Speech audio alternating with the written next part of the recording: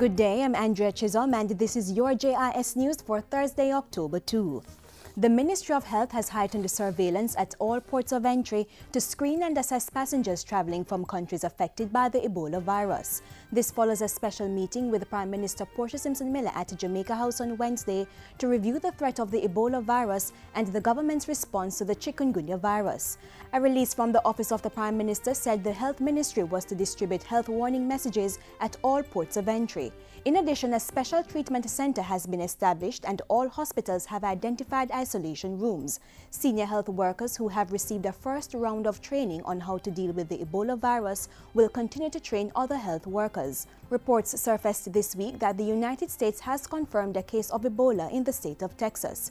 In the meantime, coming out of Monday's meeting, additional funds have been earmarked to speed up cleanup efforts across the island to help contain the chikungunya outbreak. The Ministry of Agriculture and Fisheries has launched a strategic action plan to get Jamaica producing its annual national demand of 15 million kilograms of table Irish potato. Simone Reid-Hilton has the details on the National Irish Potato Program. Jamaica already produces 90% of its table Irish potato needs and reduced importation of the crop by 75% between 2008 and the end of 2013. But the Agriculture Ministry is determined to reach 100% local supply. So during the 2014-2015 crop year, another 1,200 hectares of the crop will be put under production. The ministry is also expanding its seed production program, providing crop care support to farmers and facilitating training through the establishment of 4 farmer field schools.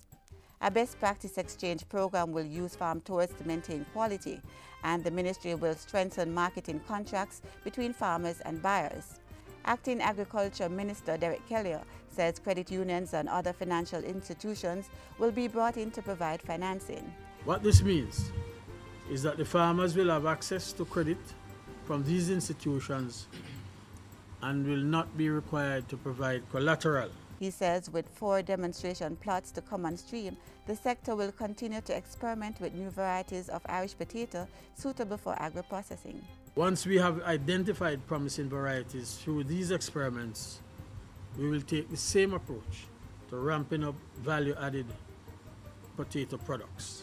An additional 3.5 million gallons of water is expected from an aquifer recharge facility at Innswood St. Catherine and is expected to alleviate water shortages and restrictions during dry seasons. Chief Executive Officer at SCJ Holdings Limited, John Gale, says the project is being carried out by the National Water Commission on 27.8 hectares of land it leased to the NWC.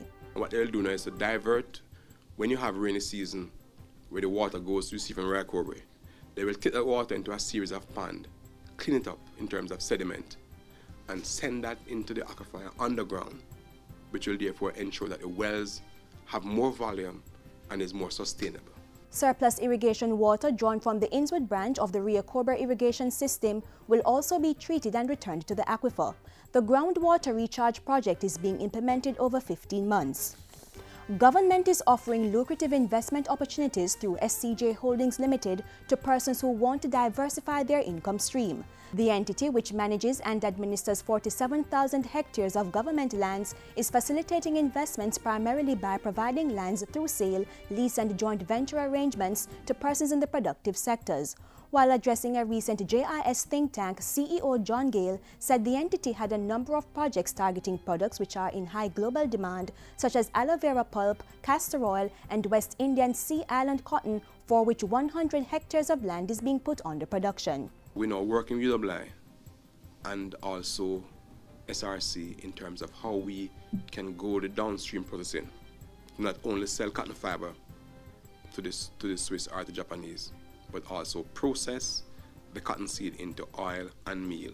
At this point, we have identified the land for the first phase of production. We have developed the well because we want to go drip irrigation. Jamaica Promotions Corporation JAMPO has facilitated close to $200 million in entertainment projects and $43 million in film ventures since April of this year. President of JAMPO Diane Edwards says capital expenditure for the period was more than $165 million, with 717 temporary jobs created. Ms. Edwards says JAMPO's focus going forward is to compile more data on the industry and those it employs. A lot of our practitioners in the creative industries don't want to engage with the formal structures, and I think that this is a really important part of what we have to do, is to encourage people to come into the limelight, because there are advantages of formalizing yourself in the creative field. One of the areas, for instance, is the secured interest in private property, which legislation was passed late last year, and which offers creative practitioners the opportunity to leverage their movable assets. In the meantime, Ms. Edwards says the agency is working with the Ministries of Finance and Planning and Tourism and Entertainment to refine an incentive regime that offers greater opportunity to cultural and creative practitioners. And finally, a major beautification project involving 4 government agencies is to get underway in Lucy, Hanover. While touring Lucy on Tuesday, Tourism Minister Dr. Wickham McNeil said the Tourism Enhancement Fund would be underwriting the project. It involves resurfacing of roadways, construction and repairing of drains and sidewalks, landscaping and general beautification of the town.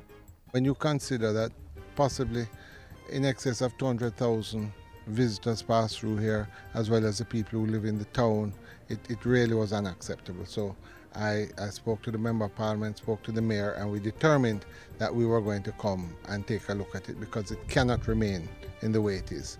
The project is expected to be completed before the start of the winter tourist season on December 15.